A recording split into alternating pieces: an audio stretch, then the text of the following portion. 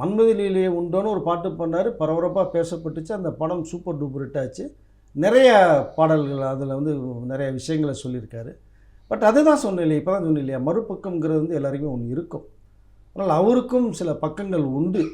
அந்த பக்கத்துக்குள்ளே போக நான் விரும்பலை. ஏன்னா திரும்ப திரும்ப சொல்லணும்னா அதுதான் மக்கள் மத்தியில் வந்து வாழ்ந்துட்டு இருக்கார் அவர். எம்கேடி தியாகராஜ பகவதர் அவருடைய வாரிசுகள் இருக்காங்க. அப்படிங்கும்போது ஒரு பர்சனலுக்குள்ளே உள்ளே போய் அதை டச் பண்ணி இப்போ எடுத்து ஒன்றும் சாதிக்க போகிறதில்ல. ஏன்னா இப்போ நடிகர் கார்த்திக் பற்றி இப்போ அடிச்சிட்ருக்காங்க, நிறைய பேர் அடிச்சிட்ருக்காங்க. அவர் சிவனேன்னு வந்து எல்லாம் முடிச்சு போய் என்னைக்குன்னு தெரியாமல் அவர் வீட்டில் அவர் பாட்டு இருந்துட்டுருக்காரு. நீங்கள் அவர் விஷயங்கள் அன்றைக்கி அவர் பண்ணும்போது நீங்கள் பேசியிருந்தீங்கன்னா ஒரு நியாயமாக இருந்திருக்கும். அதை விட்டுட்டீங்க. இப்போ அவர் பாட்டு கிடக்கும் போது இப்போ போய் அவர் அடிச்சு என்ன பண்ண முடியும்? அவரே முடியாத சொல்லியிருக்கார். பட் அவருக்கு நல்ல பக்கங்கள் தெரியுமா உங்களுக்கு? கார்த்திக்ன்றது ஒரு பக்கா ஜென்டில்மேன், நல்ல கேரக்டர் தெரியுமா?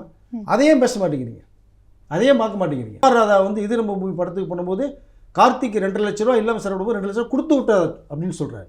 எதையுமே கேட்க அவரோட கேட்கலன்றார் ராதாரவி. கார்த்திக் நான் கேட்கல, வேறதோட கேட்க போனே அதை ஒரு கேள்விப்பட்டு ஒரு மேனேஜர் இன்னும் கொடுத்து விட்டாருன்னா இதையும் பேச மாட்டேங்கிறீங்க.